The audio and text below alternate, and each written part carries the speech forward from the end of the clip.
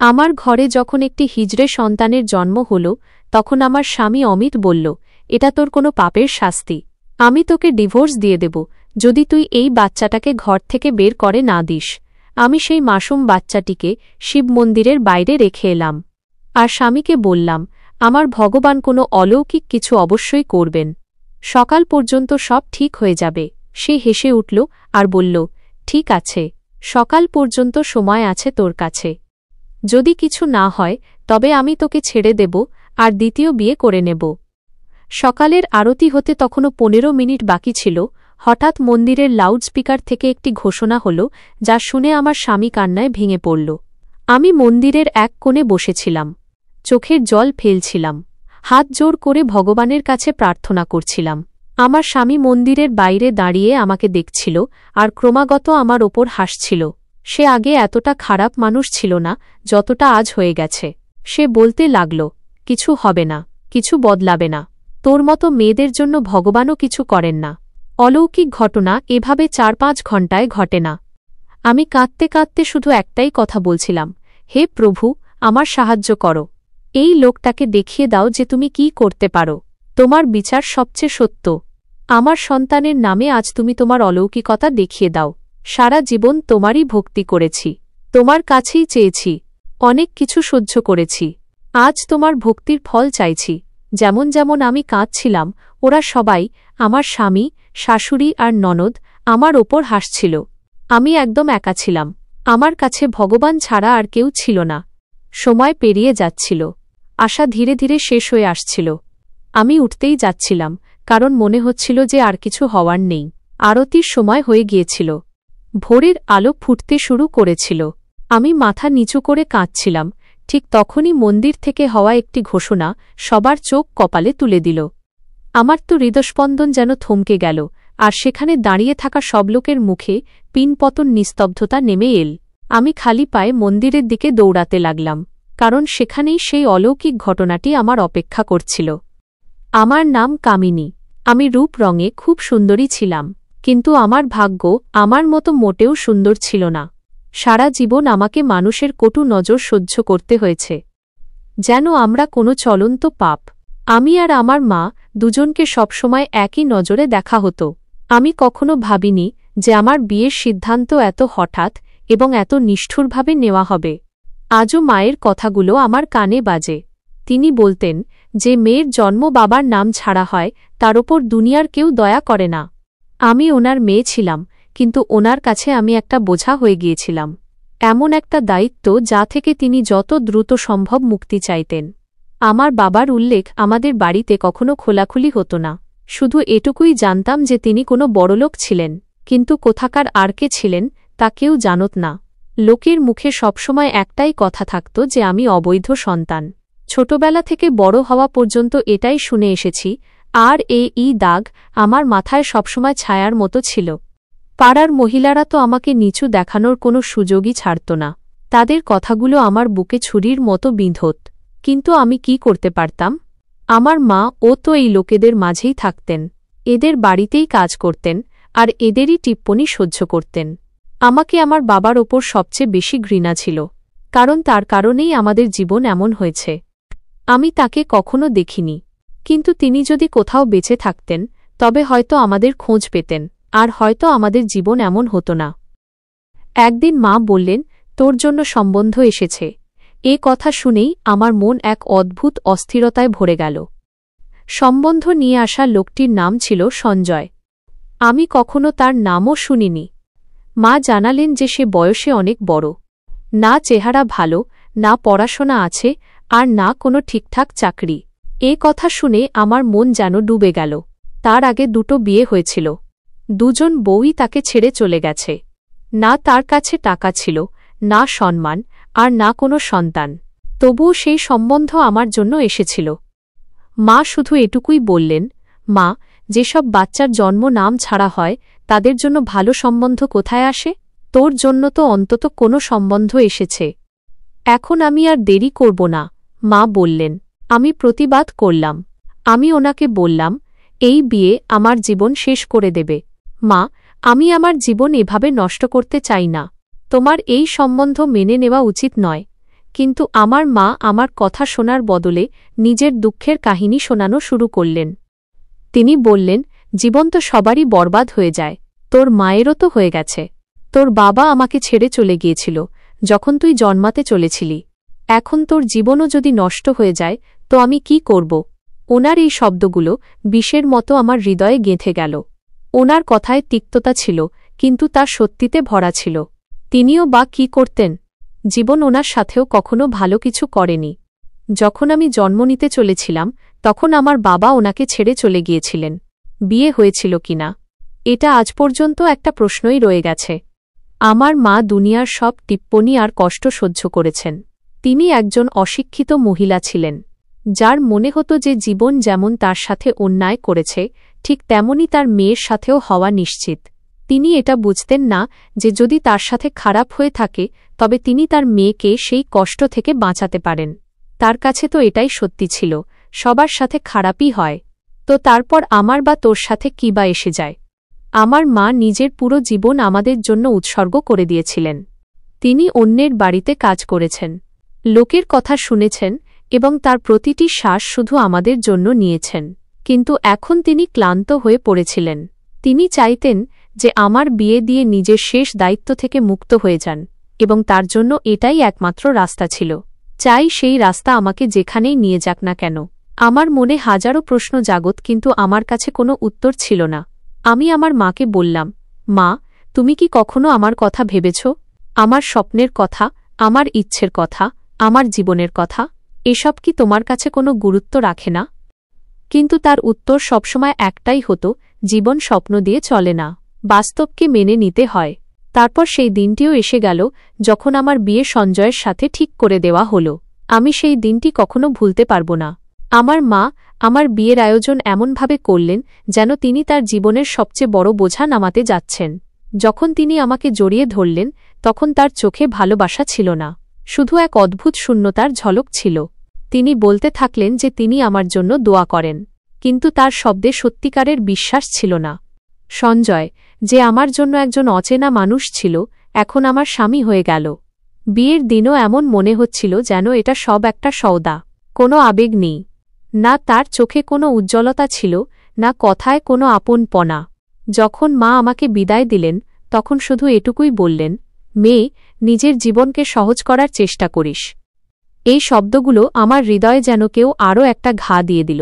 সঞ্জয়ের মা এবং তার বোন, অর্থাৎ আমার শাশুড়ি এবং ননদ লোকেদের বলছিল, আমরা তো খুব পুণ্যের কাজ করেছি, এই মেয়ের সাথে ছেলের বিয়ে দিয়ে দিলাম, নইলে ও বিগড়ে যেত। অথচ পুরো পাড়া জানত যে তাদের ছেলেকে কোনো মেয়ে সম্বন্ধ দিতে রাজি ছিল না। হাজারো জায়গা থেকে প্রত্যাখ্যাত হওয়ার পরেই তারা আমাদের বাড়িতে এসেছিল, এবং আমি যেমনই ছিলাম, কিন্তু আমার মধ্যে সৌন্দর্যের কোনো অভাব ছিল না। তবুও লোকেরা বলছিল, দেখো, আমরা তো নিজেদের চোখের সামনেই সত্যিটা মেনে নিলাম। ওরা সবাই দুনিয়ার সামনে খুব ভালো এবং ভদ্র সাজার চেষ্টা করছিল, কিন্তু আমার মনে তো কেবল একটাই প্রশ্ন ছিল, কে বলেছিল তোমাদের আমার ঘরে সম্বন্ধ নিয়ে আসতে? যদি তোমরা না আসতে তবে হয়তো আজ আমার জীবনটা বেঁচে যেত। আমার বিয়ের রাত খুব ভয়ানক কাটল।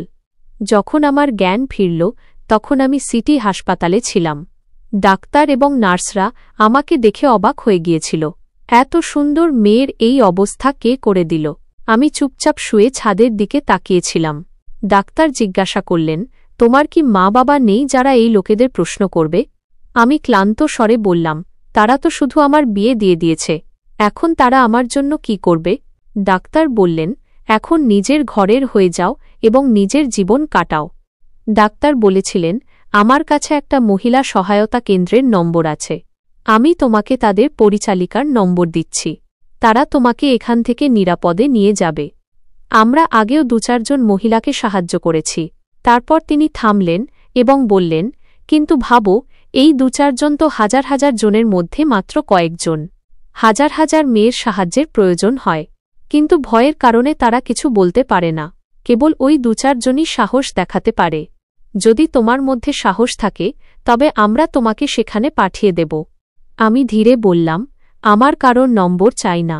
একা মেয়ের কপালে অপমানই লেখা থাকে, চাই এখানে হোক বা ওখানে। ডাক্তার দীর্ঘশ্বাস ফেললেন এবং বললেন, ঠিক আছে, যেমন তোমার ইচ্ছে, আমি ঘরে ফিরে এলাম। আসার সাথে সাথেই আমার সামনে বাসনের স্তূপ নামিয়ে দেওয়া হল। কেউ এটা ভাবল না যে আমি এইমাত্র নতুন বউ হয়ে এসেছি। হয়তো একদিনও হয়নি। এমন লাগল যেন আমাকে এখানে কারো বউ নয়, বরং কাজের লোক বানিয়ে আনা হয়েছে। ঘরে অনেক কাজ ছিল। আমি সকাল থেকে রাত পর্যন্ত কাজে লেগে থাকতাম, আর আমার ননদ এবং শাশুড়ি বিছানায় বসে আরাম করত। তাদের জল খাবার সবকিছু আমাকেই বিছানায় গিয়ে দিতে হতো। সবচেয়ে খারাপ ব্যাপার ছিল যে এত কিছু করার পরেও তারা কখনো আমার প্রশংসা করত না। যখন আমার স্বামী বাড়ি আসত, তখন তারা দুজনেই বলত, আমরা তো সকাল থেকে কাজ করছি, এই রানী সাহেবা তো কেবল বসে থাকে। আর তারপর সেই পুরুষ, আমার স্বামী, কখনো হাত তুলত, আবার কখনো কথা দিয়ে আঘাত দিত। পাশের বাড়ির মহিলারাও একদিন আমাকে বলল, এই ঘর থেকে আগেও দুটো মেয়ে এভাবেই পালিয়ে গেছে। এই লোকগুলো কারোর জীবন অতিষ্ঠ করে তোলে। জানি না তুমি কতদিন টিকতে পারবে। আমি কি বলতাম? আমার পেছনেও আগুন ছিল আর সামনেও নরক। যাই তো যাই কোথায়? বিয়ের পর আমার জীবন সেটাই হয়ে গেল যা আমি সবসময় ভয় পেতাম। সঞ্জয়, আমার স্বামী, একজন কঠোর এবং স্বার্থপর মানুষ ছিল। জীবনের প্রতিটি দিন বোঝা মনে হতো। কিন্তু আমি মায়ের কথা মনে রেখেছিলাম, জীবন সহজ নয়। সেটা আমার বাস্তব হয়ে দাঁড়িয়েছিল। যখন মহিলারা পুরোপুরি ফেঁসে যায়, তখন প্রায়শই তারা খারাপ স্বামী এবং শ্বশুর বাড়িই পায়। তখন সে এটাই ভাবে, ঈশস, আমি যদি একটা সন্তান পেতাম, আমার নিজের সন্তান, যাকে আমি ভালোবাসতে পারতাম, যার সাথে খেলতে পারতাম, যে আমার সাহারা হতো। কিন্তু এটাই ছিল আমার সবচেয়ে বড় ভুল, যে আমি মা হওয়ার দোয়া চেয়েছিলাম। সঞ্জয়ের আগের দুই স্ত্রীর কোনো সন্তান হয়নি। আমি ভাবতেও পারিনি যে আমার জীবনে এমন মুহূর্ত আসবে যখন ওই মানুষটি, যে সবসময় নির্দয় এবং কঠোর ছিল, হঠাৎ আমার প্রতি নরম হয়ে যাবে। যখন ডাক্তার জানালেন যে আমি মা হতে চলেছি, আমার মনে একই সাথে আনন্দ এবং ভয় দুটোই জেগে উঠল। কিন্তু আমার স্বামীর মুখ দেখে আমি অবাক হয়ে গেলাম। তার মুখে সত্যিকারের খুশি ছিল। ডাক্তারের ঘর থেকে বেরোতেই সে আমার হাত ধরে ফেলল। এই মুহূর্তটা আমার কাছে স্বপ্নের মতো ছিল। তার হাতে প্রথমবার কোমলতা ছিল। সে ভালোবেসে বলল, আস্তে চলো, কোথাও তোমার কিছু না হয়ে যায়। তার এই কথা শুনে আমি অবাক হয়ে গেলাম। যে মানুষের মনে কখনো আমার জন্য কোনো অনুভূতি ছিল না, হঠাৎ তার মধ্যে এই মমতা বা চিন্তা কোথা থেকে এল? বাড়ি ফিরতেই সে তার মা এবং বোনকে ডাকল। তার গলার স্বরে সেই কঠোরতাই ছিল যা সে প্রায়শই আমার ওপর দেখাত। কিন্তু এবার সেই কঠোরতা আমার পক্ষে ছিল। সে বলল, খবরদার, এখন যদি কেউ আমার স্ত্রীকে বিরক্ত করে, তবে তার ফল ভালো হবে না। ও মা হতে চলেছে এবং ওর আরামের পুরো খেয়াল রাখা হবে। তার এই শব্দগুলো আমার কাছে কোনো স্বপ্নের মতো ছিল। এমন স্বপ্ন যা আমি কখনো সত্যি হতে দেখিনি। তারপর সে আরও বলল, ও শুধু রান্না করবে, সেটাও মাত্র 3 মাস পর্যন্ত। তারপর ওকে পুরো বিশ্রাম নিতে হবে। বাকি ঘরের কাজ তোমরা সামলাও বা বাইরে থেকে খাবার আনিয়ে নাও। আমি ওর জন্য রোজ ফল, দুধ এবং যা যা জরুরি সব নিয়ে আসব। এই কথাগুলো শুনে আমি কিছু মুহূর্তের জন্য থমকে গেলাম। এটা কি সেই একই মানুষ যে আমার জীবনকে নরক বানিয়ে দিয়েছিল? তার মা এবং বোনের মুখে খুশি এবং অস্বস্তি দুটোরই ছাপ ছিল। হয়তো ওরা ভাবছিল যে এসব হঠাৎ কিভাবে এবং কেন হচ্ছে। কিছুক্ষণ চুপ থাকার পর তার মা বললেন, এটা কেমন কথা হলো? মেয়েরা তো সবসময় কাজ করে এসেছে। মা হওয়া কোনো রোগ তো নয়। কিন্তু আমার স্বামী তাদের কথা কঠোরভাবে প্রত্যাখ্যান করে দিল। আমি বলে দিয়েছি না, ও এখন কোনো কাজ করবে না এবং এই বিষয়ে কোনো তর্ক হবে না। আমার মনে এক আশার আলো জাগল। সত্যি কি ঈশ্বর তার মন বদলে দিয়েছেন? সে কি সত্যিই বদলাতে শুরু করেছে? আমার বিশ্বাস ছিল না যে এই পরিবর্তন স্থায়ী নাকি মাত্র কিছুদিনের আবেগ। কিন্তু সেই মুহূর্তের জন্য আমি এর ওপর ভরসা করলাম। তার নরম এবং খেয়াল রাখার আচরণ আমার কাছে কোনো আশীর্বাদের চেয়ে কম ছিল না। আমার মনে হলো হয়তো আসতে থাকা বাচ্চার কৃপায় এসব হচ্ছে। হয়তো এই বাচ্চাটি আমাদের জীবনে কিছু ভালো পরিবর্তন নিয়ে আসবে। সেই মুহূর্তটা আমার জীবনের একটা সুন্দর মোড় ছিল। এমন মোড় যা আমার মনে আশা এবং খুশির প্রদীপ জ্বালিয়ে দিয়েছিল। মনে হলো হয়তো ঈশ্বর আমার দোয়া শুনে নিয়েছেন। রাতের সময় ছিল। আমি ঘরে বসে ভাবছিলাম যে হয়তো আমার জীবন এক নতুন দিকে এগিয়ে যাচ্ছে। আমার আশা, যা বছরের পর বছর অন্ধকারে চাপা পড়েছিল, আবার জেগে উঠল। স্বামীর বদলে যাওয়া ব্যবহার আমাকে বিশ্বাস করিয়েছিল যে হয়তো এবার আমার কপালে শান্তি লেখা আছে। আমি ভগবানকে ধন্যবাদ জানালাম এবং মনে মনে নতুন স্বপ্ন বুনতে শুরু করলাম। কিন্তু এই খুশি খুব অল্প সময়ের জন্য ছিল। রাতে যখন আমি জল খাওয়ার জন্য ঘর থেকে বেরোলাম, তখন আমি আমার স্বামীর গলার আওয়াজ শুনলাম। সে তার মা এবং বোনের সাথে কথা বলছিল। আমি দরজার পেছনে দাঁড়িয়ে পড়লাম এবং তাদের কথাবার্তা শুনতে লাগলাম। যা কিছু আমি শুনলাম তা আমার হৃদয় ভেঙে চুরমার করে দিল। আমার ননদ রাগে বলছিল, তুমি তো তোমার বউকে আমাদের মাথায় তুলে দিয়েছ। সে তো এখন রানীর মতো ঘুরে বেড়ায়, ঘরের কোনো কাজ করে না, আর তুমিও যেন ওকে ছাড়া আর কিছুই দেখো না। তার ওপর আমার শাশুড়িও রাগে বললেন, হ্যাঁ, এটা কেমন কথা হল? তুমি ওকে এত মাথায় কেন তুলেছ? এটা তো আমরা কখনো ভাবিওনি যে সে আমাদের ওপর এভাবে হুকুম চালাবে। আমার স্বামী, যে এতক্ষণ আমার সাথে খুব ভালোবাসা এবং কোমলতার সাথে আচরণ করছিল, হঠাৎ একদম অন্য মানুষ হয়ে গেল। সে হাসতে হাসতে বলল, আপনারা চিন্তা করছেন কেন? এটা তো মাত্র ৯ মাসের ব্যাপার। বাচ্চা জন্মাক, তারপর দেখব। আমি তো একে ডিভোর্স দিয়ে দেব। তার এই কথা শুনে যেন আমার হৃদস্পন্দন বন্ধ হয়ে গেল। তার মুখ থেকে এই শব্দগুলো শোনা এমন ছিল যেন আমার পায়ের নিচ থেকে মাটি সরে গেল। আমি সেখানেই দাঁড়িয়ে রইলাম, যেন পাথরের মূর্তিতে পরিণত হয়েছি। শ্বাস নিতেও ভুলে গেলাম। আমার শাশুড়ি বললেন, ডিভোর্স দিলে দ্বিতীয় বউ কোত্থেকে আনবি? এত সুন্দর মেয়ে সহজে পাওয়া যাবে না। এ তো যুবতীও, আর সবচেয়ে বড় কথা, কখনো নালিশ করে না। আমরা যাই বলি চুপচাপ শুনে নেয়। আমার স্বামী খুব অবহেলা করে বলল, আরে কেউ না কেউ ঠিকই পাওয়া যাবে। এখন এর জন্য আমার মনে কোনো অনুভূতি অবশিষ্ট নেই। একে দিয়ে আমার মন ভরে গেছে। কিছুক্ষণ চুপ থাকার পর আমার শাশুড়ি বললেন, ঠিক আছে, ৯ মাস পর্যন্ত সহ্য করে নিচ্ছি, কিন্তু একে বেশি মাথায় তোলার দরকার নেই। আমার স্বামী বলল, আরে থাকতে দাও, খুশি থাকলে বাচ্চা স্বাস্থ্যবান হবে। আমাদের তো বাচ্চার দরকার, ওকে দিয়ে তো আর দরকার নেই। আমার শাশুড়ি মাথা নেড়ে বললেন, বাচ্চা হওয়া চাই, সেটাও ছেলে। স্বামী বলল, আরে মেয়ে হোক বা ছেলে, আমি খুশি থাকব, কিন্তু ছেলে হলে আরও ভালো। তাদের এই কথাগুলো শুনে আমার চোখে জল ভরে এল। আমার মনের সেই সব আনন্দ, যা সারাদিন তার ভালোবাসা ভরা কথায় চকচক করছিল, এক মুহূর্তেই নিভে গেল। আমি ভাবলাম, এটাই কি আমার জীবনের সত্যি? আমার অস্তিত্ব কি কেবল একটি সন্তান জন্ম দেওয়া পর্যন্তই সীমাবদ্ধ? আমার স্বামীর নরম আচরণ কি শুধু এই কারণেই ছিল? আমি চুপচাপ আমার ঘরে ফিরে এলাম। মনে এক অদ্ভুত অস্থিরতা ছিল। আমি কি এসব কথা উপেক্ষা করে এভাবেই হাসার ভান করে যাব, নাকি নিজের সত্যিকে মেনে নিয়ে সেই জীবন কাটানোর সিদ্ধান্ত নেব যা আমার কপালে জুটল? সেই রাতে আমার একটুও ঘুম এল না। স্বামীর শব্দগুলো বারবার আমার কানে বাজতে থাকল। আমাদের তো বাচ্চার দরকার, একে নয়। এই কথাটা আমার বুকে এমনভাবে বিঁধল যেন কেউ ছুরি মেরে দিয়েছে। পরের দিন সকালে ঘুম থেকে ওঠার পর আমি মনস্থির করে নিলাম যে মায়ের কথাগুলো মনে রাখব। জীবন সহজ নয়, কিন্তু সাহস কখনো হারানো উচিত নয়। আমি জানতাম যে এই সব কিছু আমার জন্য সহজ হবে না, কিন্তু আমি মনে মনে ঈশ্বরের কাছে প্রার্থনা করলাম যেন তিনি আমাকে সাহস দেন, যাতে আমি কোনোভাবে আমার জীবনটা সামলে নিতে পারি। স্বামীর কথা শুনে আমার হৃদয় পুরোপুরি ভেঙে গিয়েছিল। যেটুকু আশা জেগেছিল তাও শেষ হয়ে গেল। আমি ভাবতে লাগলাম, যদি তিনি আরও কিছুটা সময় আশা বজায় রাখতেন, কিন্তু খুব তাড়াতাড়ি সব শেষ হয়ে গেল। এই কদিন স্বামীর মেজাজ কিছুটা ঠিক ছিল, হয়তো সন্তানের খবরে তার মন কিছুটা নরম হয়েছিল। আমি ভাবলাম এই সুযোগে মায়ের সাথে দেখা করার অনুমতি চেয়ে নিই। প্রথমে তো আমি ইতস্তত করলাম, কিন্তু তারপর সাহস জুগিয়ে বললাম, আমি আমার মায়ের সাথে দেখা করতে চাই। সে অবাক হয়ে আমার দিকে তাকাতে লাগল, যেন আমার কথাটা তার কাছে খুব অদ্ভুত। কিন্তু তারপর সে শান্ত স্বরে বলল, ঠিক আছে, সকালে আমি তোমাকে পৌঁছে দেব, কিন্তু বিকেলের মধ্যে ফিরে আসতে হবে। আমি নিজেই নিতে আসব। আমি সঙ্গে সঙ্গে খুশিতে বললাম, ঠিক আছে। মনে একটা অদ্ভুত শান্তি অনুভব করলাম যে আজ আমি আমার মায়ের সাথে দেখা করতে পারব, হোক না সেটা অল্প সময়ের জন্য। সেই মা যিনি সবসময় আমার জন্য একটা শক্ত খুঁটি হওয়ার চেষ্টা করেছেন। আমার হৃদয়ে তার জন্য একটা বিশেষ জায়গা ছিল। যদিও আমাদের সম্পর্কের মধ্যে দূরত্ব এসেছিল, তবুও তিনি আমার মা ছিলেন। সেই মা-ই আমাকে এই কঠিন সম্পর্কে ঠেলে দিয়েছিলেন, কিন্তু তিনিই এখন আমার হৃদয়ের সবচেয়ে কাছের মানুষ। যখন আমি মায়ের বাড়ি পৌঁছলাম আর জানালাম যে আমি মা হতে চলেছি, তখন তিনি খুশিতে নেচে উঠলেন।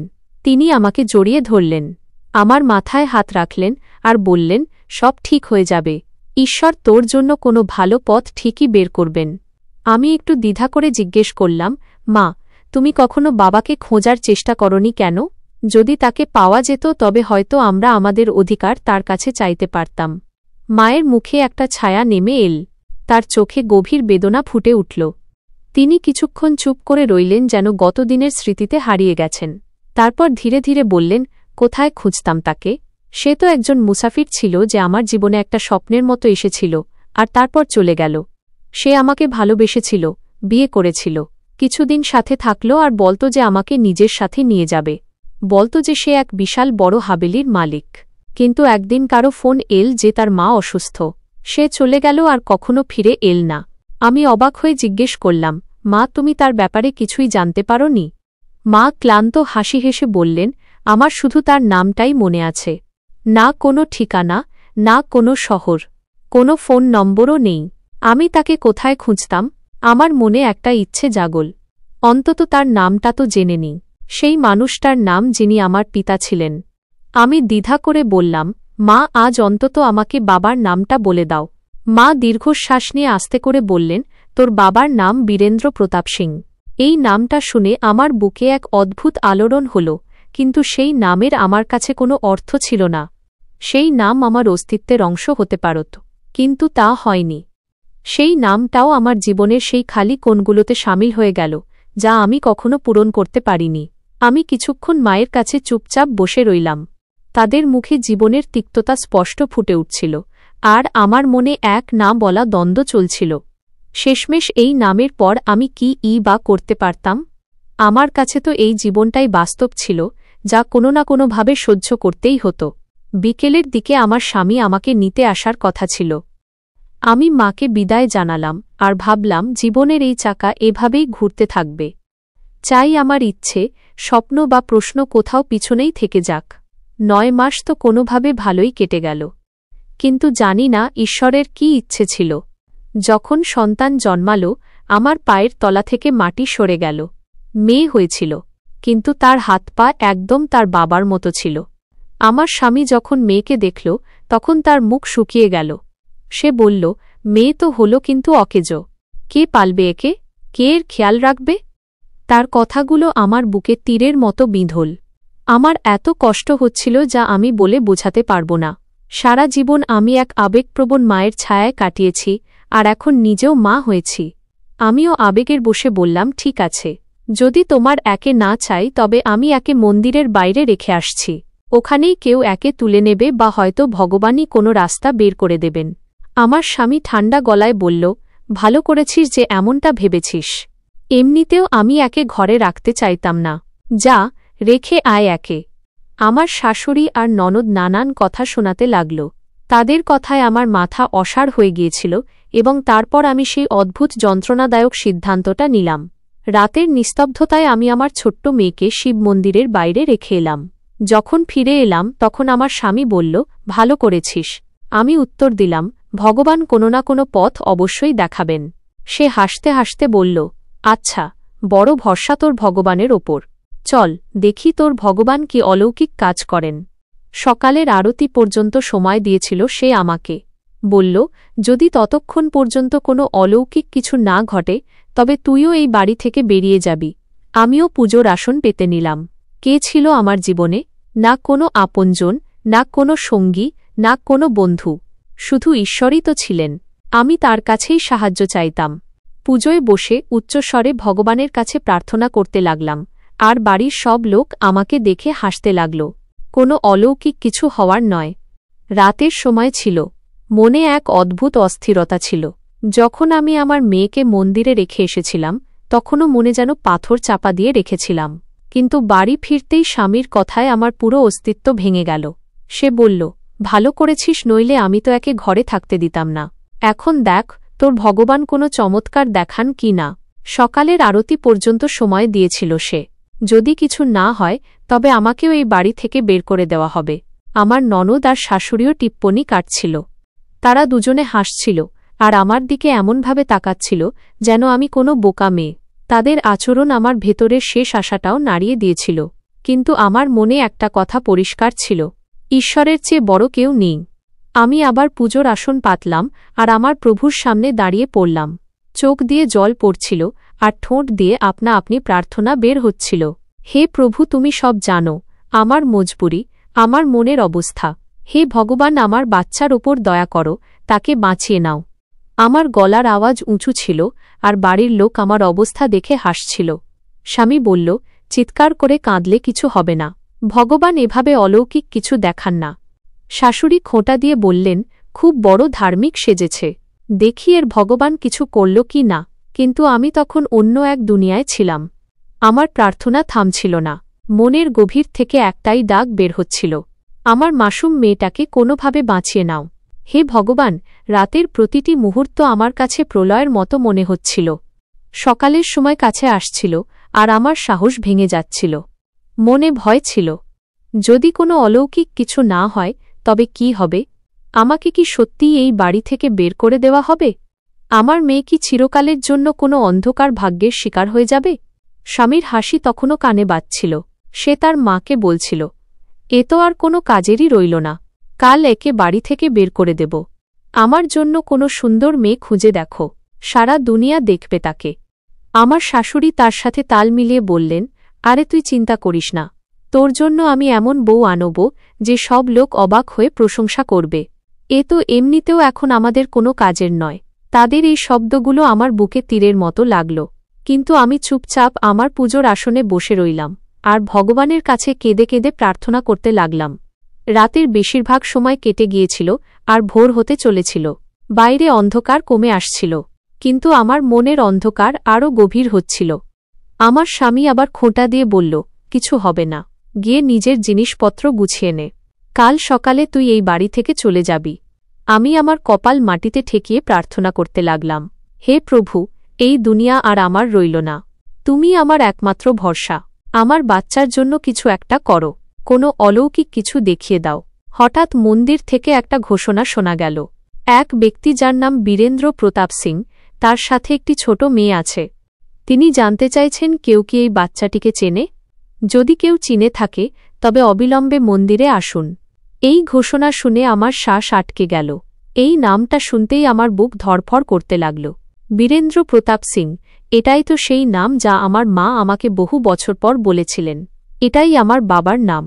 আমার মনে হলো যেন আমার পায়ের নিচ থেকে মাটি সরে গেল। আমার স্বামী আর শাশুড়িও অবাক হয়ে আমার দিকে তাকাতে লাগলেন, কিন্তু আমি কারো পরোয়া না করে খালি পায়ে দৌড়াতে শুরু করলাম। আমার মনে শুধু একটাই কথা বাজছিল, আমার মেয়ে আর আমার বাবা। সারা রাতের কান্নার পর যেন ভগবান আমার জন্য দরজা খুলে দিয়েছেন। আমার হৃদয় ভয় আর আশার মাঝে কাঁপছিল, কিন্তু আমার পা ক্রমশ দ্রুত চলতে লাগল। আমার দম ফুরিয়ে আসছিল, কিন্তু আমি থামতে রাজি ছিলাম না। যখন আমি মন্দিরে পৌঁছলাম তখন দরজার বাইরে দাঁড়িয়ে ভেতরে তাকালাম। সেখানে এক বৃদ্ধ ব্যক্তি দাঁড়িয়েছিলেন, যার চোখে মুখে দয়া আর তেজ ছিল। তার কোলে আমার মেয়ে ছিল, আর আমি তাকে চিনে ফেললাম। তিনিই ছিলেন আমার বাবা। আমার চোখ দিয়ে জলের ধারা নামল। আমি টলমল পায়ে তার কাছে গেলাম আর জোরে বললাম, এই বাচ্চা আমার আর আপনি আমার বাবা।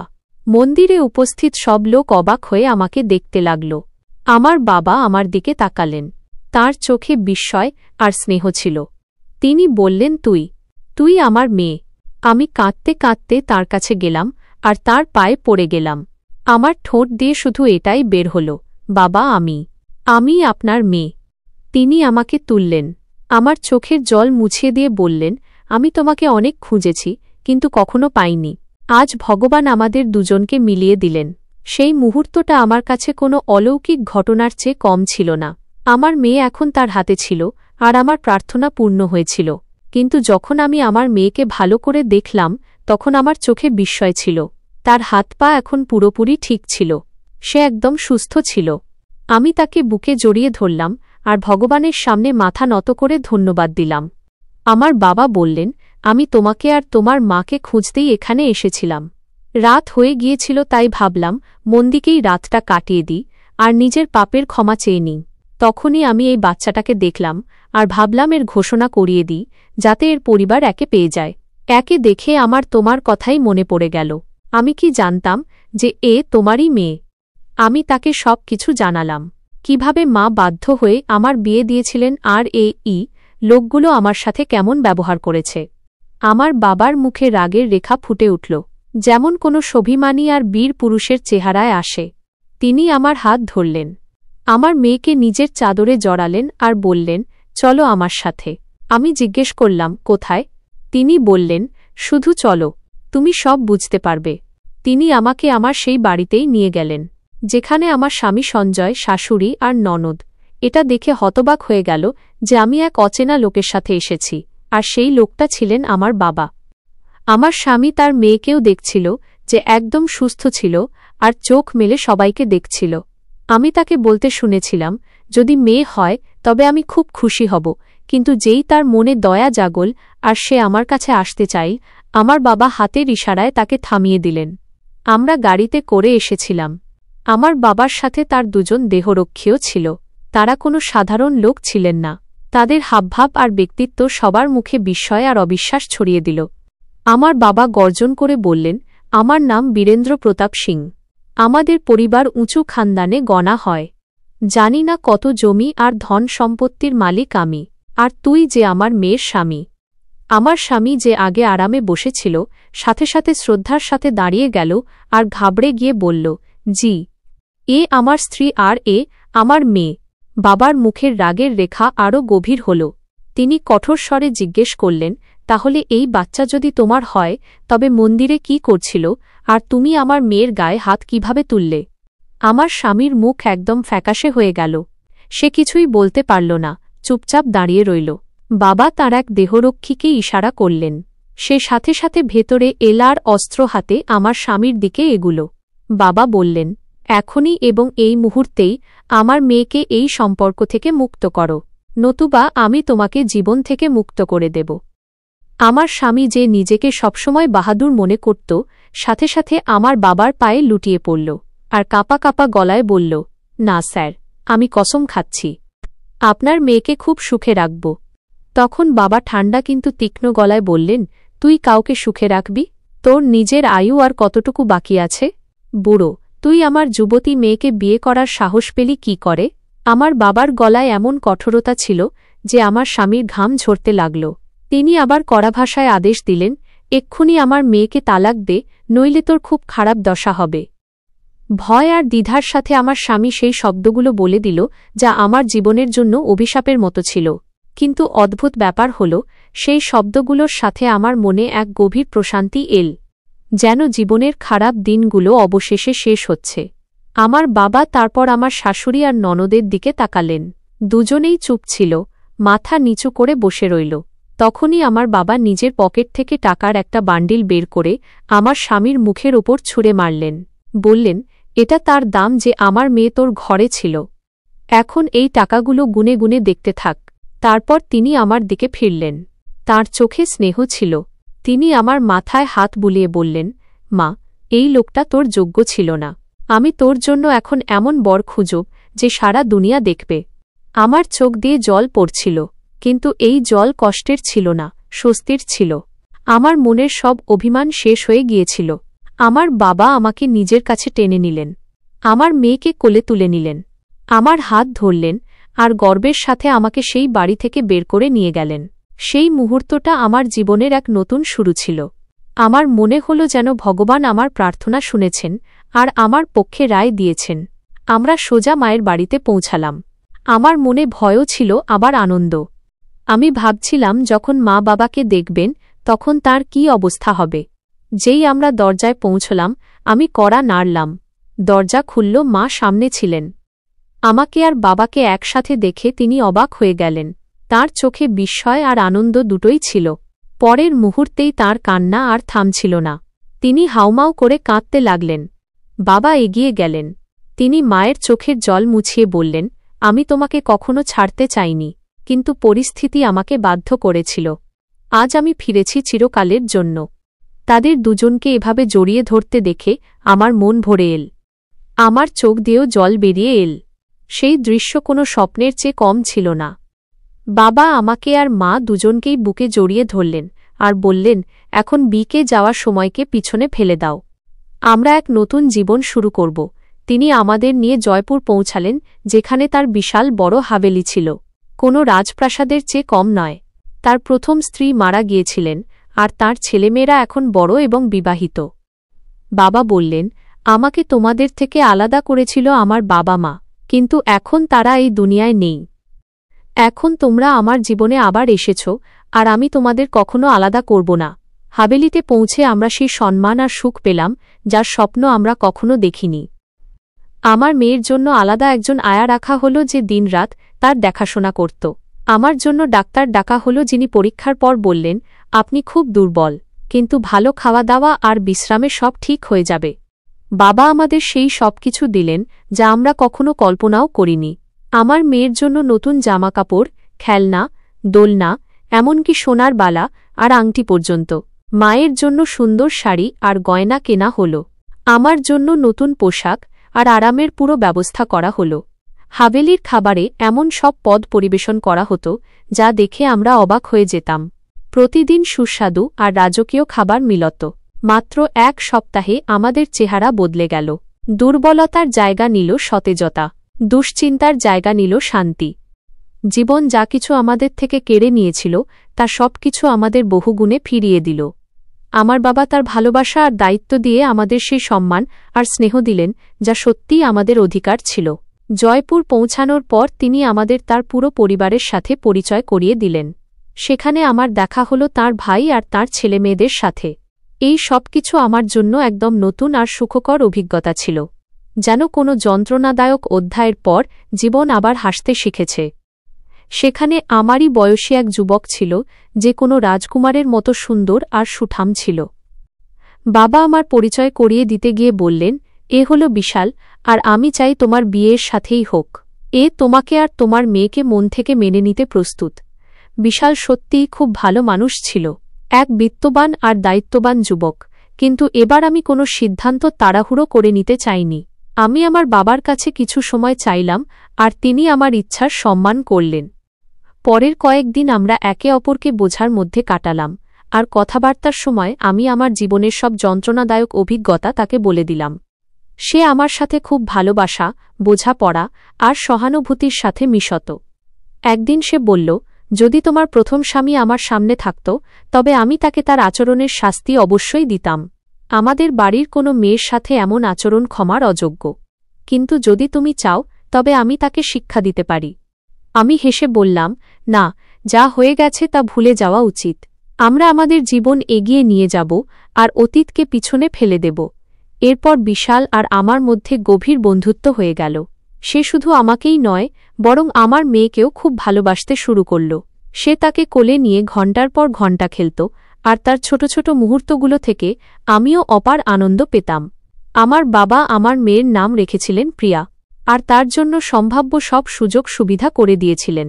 একদিন বিশাল আমাকে বলল, আমি তোমার অপেক্ষা সবসময় করব। যখনই তুমি বলবে, আমরা সেই দিনই বিয়ে করে নেব। তুমি যতটা সময় নিতে চাও নাও, এই সিদ্ধান্ত পুরোপুরি তোমার। তার এই কথা আমার হৃদয়কে গভীরভাবে স্পর্শ করল, আর তার সততা ও সেই প্রেম ধীরে ধীরে আমার মনে জায়গা করে নিতে লাগল। কিছুদিন পর আমি আমার মনের কথা শুনে হ্যাঁ বলে দিলাম, আর আমার বাবা খুব ধুমধাম করে আমাদের বিয়ে দিলেন। এটি আমার জন্য এক নতুন জীবনের সূচনা ছিল। বিশালের সাথে জীবন শান্তি, ভালোবাসা আর খুশিতে ভরে উঠল। সে আমার মেয়ের জন্য একজন আদর্শ বাবার মতো ছিল, এবং আমার জন্য এমন এক সঙ্গী যে আমার সমস্ত দুঃখ গুছিয়ে আমাকে খুশির আলো এনে দাঁড় করিয়েছে। বিয়ের পর আমি বুঝতে পারলাম যে যখন কোনো পুরুষ সত্যিকারের ভালোবাসে, তখন সে নারীকে কতটা সম্মান আর আপন করে নেয়। সে আমার প্রতিটি ব্যথা আর প্রতিটি হাসির অংশ হয়ে গিয়েছিল। যদি আমার সামান্যতম কষ্টও হতো, তবে সে অস্থির হয়ে উঠত। তার ভালোবাসা আর খেয়াল রাখার ধরন এমন ছিল যে অনেক সময় আমার মনে হতো আমি হয়তো কোনো স্বপ্ন দেখছি। আমার বাবা সত্যিই বলেছিলেন যে তিনি আমার বিয়ে কোনো রাজকুমারের সাথে দেবেন, আর বিশাল সত্যিই আমাকে রাজকুমারীর মতো রেখেছিল। আমার জীবন এখন খুশিতে ভরে গিয়েছিল, এবং আমি প্রতি মুহূর্তে ঈশ্বরের ধন্যবাদ জানাতাম। আমার মা ও এখন বাবার সাথে ভীষণ খুশি ছিলেন। তিনি হাসতেন, কথা বলতেন, এবং আগের চেয়ে অনেক বেশি বুঝদার হয়ে গিয়েছিলেন, ঠিক যেমনটা আমি ছোটবেলায় তাকে দেখতে চেয়েছিলাম। বাবা তাকে বলেছিলেন, এখন থেকে প্রতিটি দিন উৎসবের মতো বাঁচতে হবে। হাতে চুড়ি পরো, সাজগোজ করো, এবং নিজের জীবনকে সুন্দর করে তোলো। যে সময়টা আমরা একসাথে কাটাইনি, এখন সেটা শেষ নিঃশ্বাস পর্যন্ত বাঁচব। আমার বাবা সত্যিই একজন হিরো ছিলেন। যদি পরিস্থিতি কখনো আমাদের একে অপরের থেকে দূরে সরিয়ে দিয়েছিল, তবে এখন তিনি সব বাধা দূর করে আমাদের নিজের জীবনের অংশ করে নিয়েছিলেন। এখন আমার জীবন ঠিক তেমন ছিল যেমন প্রতিটি মা তার মেয়ের জন্য স্বপ্নে দেখেন। খুশি, শান্তি আর ভালোবাসা আমার চারপাশে ছিল এবং আমি প্রতি মুহূর্তে এই সুন্দর জীবনের আনন্দ নিচ্ছিলাম। বিশাল আর আমার বাবা মিলে আমার পৃথিবীকে স্বর্গ বানিয়ে দিয়েছিলেন। এসব কিছু আমার কাছে কোনো অলৌকিক ঘটনার চেয়ে কম ছিল না। জীবনে প্রতিটি মানুষকে নানা ধরনের সমস্যা আর কষ্টের মুখোমুখি হতে হয়। কখনো কখনো পরিস্থিতি এত কঠিন হয়ে যায় যে মানুষের পক্ষে নিজেকে সামলানো মুশকিল হয়ে পড়ে। তখন মানুষ নিজেকে খুব একা আর অসহায় মনে করে। বিপদ আর বাধা প্রতিটি মানুষের জীবনের অংশ, কিন্তু যখন জীবনে কঠিন সময় আসে তখন মানুষের মনে রাখা উচিত যে ঈশ্বরের কৃপা আর সাহায্যের চেয়ে বড় কিছু হয় না। আমরা যতটা ঈশ্বরের ওপর ভরসা করি, তিনি ততটাই আমাদের সাহায্য করেন এবং তাঁর দয়ায় আমাদের দুঃখ দূর করে দেন। ঈশ্বরের সাথে আমাদের সম্পর্ক এমন হয় যা কখনো ভাঙে না, কারণ যে ব্যক্তি ঈশ্বরের সাহায্যের ওপর বিশ্বাস রাখে, ঈশ্বর তাকে অবশ্যই সাহায্য করেন। এটা ধ্রুব সত্য যে পৃথিবীর সাহারা বা অবলম্বনগুলো অস্থায়ী। যদি মানুষ শুধুমাত্র নিজের শক্তি, ধন সম্পদ বা অন্যের ওপর নির্ভর করে, তবে কিছুদিন পর সে ক্লান্ত হয়ে হতাশ হয়ে পড়ে। কারণ পৃথিবীর মানুষ এবং বস্তু কিছুটা দূর পর্যন্তই সাথ দিতে পারে, কিন্তু শেষে মানুষকে একাই চলতে হয়। তবে ঈশ্বরের সাহায্য সর্বদা আমাদের সাথে থাকে। শুধু শর্ত হল আমাদের তাঁর ওপর বিশ্বাস রাখতে হবে এবং খাঁটি মনে তাঁর কাছে সাহায্য চাইতে হবে। যখন জীবনে অসীম কষ্ট আসে, তখন কখনো কখনো মানুষ ভাবে যে সে একা এবং তাকে সাহায্য করার কেউ নেই। কিন্তু যদি সে ঈশ্বরের দিকে ফেরে, মন থেকে প্রার্থনা করে এবং তার ইচ্ছা অনুযায়ী চলার চেষ্টা করে, তবে ঈশ্বর অবশ্যই তাকে সাহায্য করেন। যখন আমরা ঈশ্বরের কাছে সাহায্য চাই, তখন তিনি আমাদের প্রার্থনার উত্তর তার সঠিক সময় দেন। তাঁর সাহায্যের পদ্ধতি আমাদের চিন্তার চেয়ে আলাদা হতে পারে, কিন্তু তার প্রতিটি সিদ্ধান্ত আমাদের মঙ্গলের জন্যই হয়। যখন আমরা ঈশ্বরকেই আমাদের সবচেয়ে বড় সাহারা বা অবলম্বন মেনে নিই, তখন আমাদের পৃথিবীর কোনো কিছুর অভাব বোধ হয় না। কারণ ঈশ্বরের কৃপা আর আশীর্বাদে আমরা সব কঠিন পরিস্থিতির মোকাবিলা করতে পারি। তার প্রতিশ্রুতি আছে যে তিনি তার ভক্তদের কখনো একা ছাড়েন না। যারা তার ইচ্ছা অনুযায়ী জীবন যাপন করার চেষ্টা করে, ঈশ্বর তাদের প্রার্থনা কবুল করেন এবং তাদের ওপর তার অশেষ কৃপা বর্ষণ করেন। যখন আমরা ঈশ্বরের পথে চলার চেষ্টা করি, তখন তিনি আমাদের এমন পথ দেখান যা আমাদের সাফল্য আর শান্তির দিকে নিয়ে যায় এবং আমাদের অন্ধকার থেকে বের করে শান্তির আলোয় পৌঁছে দেয়। যারা পৃথিবীর অবলম্বনের ওপর ভরসা করে এবং ঈশ্বরকে ভুলে যায়, তারা সবসময় নিজেদের ভেতরে গভীর একাকিত্ব অনুভব করে। কারণ যখন এমন মানুষ কোনো কঠিন পরিস্থিতিতে পড়ে, তখন তারা কোথাও থেকে শান্তি বা সান্ত্বনা পায় না, কারণ ঈশ্বরের সাথে তাদের কোনো সম্পর্ক থাকে না। তাদের মনে ঈশ্বরের সাহায্যের কোনো আশা থাকে না এবং এটাই কারণ যে তারা সবসময় শূন্য এবং অপূর্ণ অনুভব করে। ঈশ্বরের প্রতিশ্রুতি হল যে তিনি তার ভক্তদের প্রার্থনা অবশ্যই শোনেন, কিন্তু এর জন্য প্রয়োজন হল যে আমরা তার ওপর পূর্ণ বিশ্বাস রাখি এবং খাঁটি মনে তার শরণাপন্ন হই। যখন আমরা ঈশ্বরকে আমাদের জীবনের সবচেয়ে বড় অবলম্বন মেনে তার কাছে সাহায্য চাই, তখন তিনি আমাদের সঠিক পথ দেখান এবং আমাদের সমস্যাগুলো সহজ করে দেন। ঈশ্বরের কৃপার দরজা সবসময় খোলা থাকে। শুধু প্রয়োজন তার ইচ্ছা অনুযায়ী চলার এবং খাঁটি মনে তার কাছে প্রার্থনা করার। কারণ যখন আমরা পার্থিব জিনিসগুলোকে প্রাধান্য দিই এবং ঈশ্বরকে ভুলে যাই, তখন আমরা কখনো সত্যিকারের শান্তি বা আনন্দ পেতে পারি না। ঈশ্বরের কাছে প্রার্থনা করলে আমাদের মনে শান্তি আসে এবং আমাদের সমস্যার সমাধানও মিলতে শুরু করে। তাঁর কৃপায় সব যন্ত্রণা সহজ হয়ে যায় এবং আমরা নতুন সাহস পাই। জীবনে কষ্ট অবশ্যই আসে, কিন্তু যখন আমরা ঈশ্বরের দিকে ফিরে যাই, তখন তিনি সবসময় আমাদের সাহায্য করেন। যারা ঈশ্বরকে নিজেদের সবচেয়ে বড় সাহারা মনে করে, তাদের ওপর তাঁর কৃপা বর্ষিত হয়। কারণ পৃথিবীর অবলম্বন থেকে কখনো সত্যিকারের শান্তি পাওয়া যায় না, কিন্তু ঈশ্বরের সাহারা আমাদের সবসময় সফল করে, তা জীবনে যত কঠিন পরিস্থিতিই আসুক না কেন। তাই যখন জীবনে কোনো সমস্যা আসে, তখন ঈশ্বরের কাছে প্রার্থনা করুন এবং নিজের মনে এই বিশ্বাস রাখুন যে তিনি সবসময় আমাদের সাথে আছেন। কারণ যে ব্যক্তি ঈশ্বরের কৃপার ওপর বিশ্বাস রাখে, তার জীবনে কোনো সমস্যাই বড় হয় না। ঈশ্বরের সাহায্যে সব সমস্যার সমাধান পাওয়া যায় এবং যারা তাঁর ওপর ভরসা করে তাদের ওপর তাঁর অশেষ কৃপা বজায় থাকে। আমি আমার জীবন নিয়ে অত্যন্ত খুশি এবং এখন এমন কিছুই নেই যার অভাব আমি অনুভব করি। আমি তো কখনো ভাবতেই পারিনি যে আমার জীবন এত শান্ত আর সুখের হয়ে যাবে। ঈশ্বরের কৃপা আর আশীর্বাদে আমার জীবন পুরোপুরি বদলে গেছে। আজ আমি যে জায়গায় দাঁড়িয়ে আছি তা সব ঈশ্বরের দয়ার ফল। এখন আমার জীবনে শান্তি আছে, খুশি আছে আর ভালোবাসা আছে। আপনাদের সবার কাছে আমার প্রার্থনা যে সেই সব মানুষের জন্য মন থেকে দোয়া করবেন যাদের জীবনে কষ্ট আছে, কারণ যখন মানুষ খাঁটি মনে শুধু ঈশ্বরের কাছে সাহায্যের আশা রাখে তখন একদিন সবকিছু ঠিক হয়ে যায়। ঈশ্বরের কৃপায় যে শান্তি পাওয়া যায় তা এই পৃথিবীর অন্য কোনো কিছু থেকে পাওয়া যায় না। তার আশীর্বাদ সবসময় আমাদের সাথে থাকে। শুধু প্রয়োজন আমরা যেন খাঁটি মনে প্রার্থনা করি এবং তার দেখানো পথে চলি।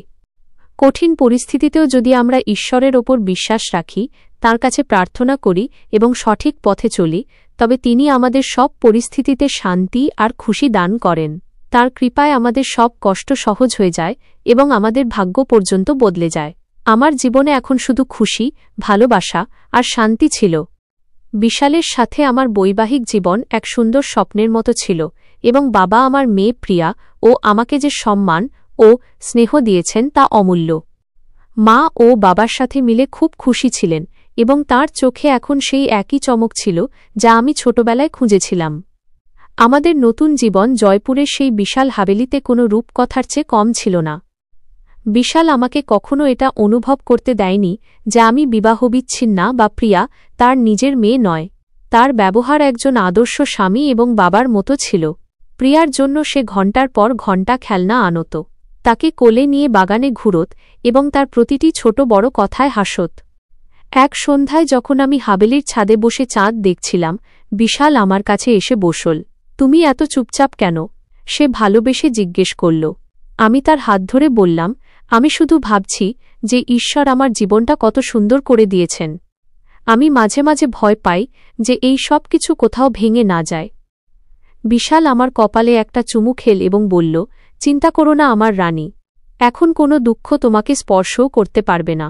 আমি আর বাবা সবসময় তোমার সাথে আছি।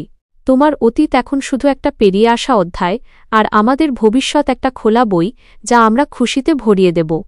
তার কথা আমার মনে গভীর শান্তি দিল। বাবা বীরেন্দ্র প্রতাপ সিং নিজের দায়িত্ব সম্পর্কে জানতেন। তিনি শুধু আমাকে সেই দুঃখজনক সম্পর্ক থেকে মুক্তই করেননি, বরং এটাও নিশ্চিত করেছেন যেন আমি সমাজে সেই সম্মান পাই যার আমি যোগ্য। একদিন তিনি আমাকে আর বিশালকে নিজের কাছে ডাকলেন। তোমরা দুজন আমার জীবনের সবচেয়ে বড় খুশি, তিনি স্নেহের সাথে বললেন। আমি তোমাদের জন্য কিছু ভেবেছি। বিশাল, আমি চাই তুমি আমার জয়পুরের সব সম্পত্তি আর ব্যবসা সামলাও। তুমি একজন দায়িত্ববান এবং যোগ্য যুবক। আর আমার মেয়ে। তিনি আমার দিকে তাকিয়ে বললেন, তুমি এখন আরাম করো এবং তোমার এই নতুন জীবন উপভোগ করো। এই কথা শুনে আমরা দুজনেই অবাক হয়ে গেলাম। বিশাল নম্রভাবে বলল, বাবা, আমি আপনার মেয়েকে খুশি রাখার জন্য সবকিছু করতে পারি, কিন্তু এত বড় দায়িত্ব। বাবা হাত নেড়ে তার কথা থামিয়ে দিলেন। এটা দায়িত্ব নয়, আমার আশীর্বাদ। আমি তোমাকে আমার মেয়ে আর তার বাচ্চার জন্য বেছে নিয়েছি। এখন তোমাদের দুজনের ওপর আমার পূর্ণ বিশ্বাস আছে। এভাবেই বিশাল শুধু আমার জীবনে ভালোবাসা ভরে দেয়নি, বরং সে বাবার ব্যবসাতেও নতুন মাত্রা যোগ করেছিল। কয়েক মাসের মধ্যেই বিশালের পরিশ্রম আর বাবার নির্দেশনায় তাদের ব্যবসা কয়েক গুণ বেড়ে গেল। আমার মা, যিনি বছরের পর বছর একাকিত্বে বেঁচেছিলেন, এখন জীবনের প্রতিটি মুহূর্ত উপভোগ করছিলেন। বাবা তার জন্য শপিংয়ের একটা পুরো ঘর বানিয়ে দিয়েছিলেন, যেখানে নানা ধরনের কাপড়, শাড়ি আর গয়না ভরা ছিল। একদিন মা আমার কানে ফিসফিস করে বললেন, তোর ভাগ্য আমাকেও সেটা দিয়ে দিল যা আমি কখনো হারিয়েছিলাম। তোর বাবার ভালোবাসা, এই ঘর আর তোর মেয়ের হাসি। এখন জীবনে আর কি চাই? মা আর বাবার জুটি এখন এক প্রেমের গল্পের মতো মনে হতো, যেখানে বহু বছরের বিচ্ছেদের পর অটুট মিলন হয়েছে। আমার জীবনের সফর ব্যথা দিয়ে শুরু হয়ে ভালোবাসা আর সম্মানে শেষ হল। আমি অনুভব করলাম যে জীবনে যখন সবচেয়ে কঠিন সময় আসে আর পৃথিবীর সমস্ত সাহারা বা অবলম্বন হাতছাড়া হয়ে যায়, তখনও ঈশ্বরের সাহারা সর্বদা বজায় থাকে। একদিন যখন আমি প্রিয়াকে বিশাল আর বাবার সাথে হাসিখুশি খেলতে দেখছিলাম, তখন আমি মনে মনে ঈশ্বরকে ধন্যবাদ দিলাম। বিশাল আমাকে জিজ্ঞেস করল, তুমি কি ভাবছ? আমি বললাম, এটাই যে আমার গল্পের শেষটা কত সুখের। বিশাল বলল, না, এটা শেষ নয়। এটা তো খুশির এক নতুন শুরু। আর বিশাল ঠিকই ছিল। আমার জীবন আমাকে একটা সবচেয়ে বড় শিক্ষা দিয়েছে। জীবনে যতই কঠিন পরিস্থিতি আসুক না কেন, কখনো সাহস হারিও না। যখন মানুষ খাঁটি মনে ঈশ্বরের ওপর ভরসা করে এবং সঠিক পথে চলার চেষ্টা করে, তখন ঈশ্বর নিজের কৃপায় তাকে এমন এক পথ দেখান যা সব দুঃখ মুছে তাকে সম্মান, শান্তি আর সত্যিকারের ভালোবাসায় ভরিয়ে দেয়। পৃথিবীর সাহারা অস্থায়ী হতে পারে, কিন্তু ঈশ্বরের সাহারা আর সত্যিকারের সম্পর্ক সবসময় অটুট থাকে। আপনার ভাগ্য বদলানোর শক্তি সেই বিশ্বাসে আছে যা আপনি নিজের মধ্যে এবং পরমাত্মার মধ্যে রাখেন। বন্ধুরা, এই গল্পটি সম্পূর্ণ কাল্পনিক। এর উদ্দেশ্য কোনো ব্যক্তি, সংস্থা বা সমাজের অনুভূতিতে আঘাত করা নয়। এতে দেখানো চরিত্র, ঘটনা এবং পরিস্থিতি শুধুমাত্র সামাজিক বার্তা দেওয়ার জন্য, যাতে মানুষ বুঝতে পারে যে মিথ্যা অপবাদ এবং ভুল বোঝাবুঝি কারোর জীবন নষ্ট করতে পারে। দয়া করে এই গল্পটিকে একটি সামাজিক এবং আবেগপূর্ণ শিক্ষা হিসেবে দেখবেন। হ্যাঁ তো বন্ধুরা, আমাদের আজকের এই গল্পটি আপনাদের কেমন লাগলো তা কমেন্ট করে অবশ্যই জানাবেন। আর এমনই গল্প শোনার জন্য আপনারা আমাদের চ্যানেলটি সাবস্ক্রাইব করুন এবং আমাদের এই গল্পটিতে একটি লাইকও করে দেবেন। আর হ্যাঁ বন্ধুরা, আপনারা এই গল্পটি কোন শহর থেকে শুনছেন সেটাও কমেন্ট করে নিজের শহরের নাম অবশ্যই জানাবেন। ধন্যবাদ।